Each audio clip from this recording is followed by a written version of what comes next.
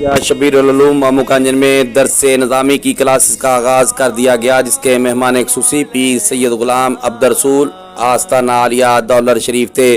نمائندہ news home محمد سلیم رضا کی report کے مطابق مامو کانجن میں جامع مسجد شبیر العلوم میں منعقدہ تقریب جس میں درس نظامی کی کلاسز کا آغاز کر دیا گیا، جس کی صدارت صاحبزادہ سید غلام عبدالرسول صاحبزادہ سید شبر محی الدین آستانہ عالیہ دولر شریف نے فرمائی۔ تقریب کا آغاز تلاوت قرآن پاک سے ہوا۔ قاری محمد عمران اتاری نے ادا کی۔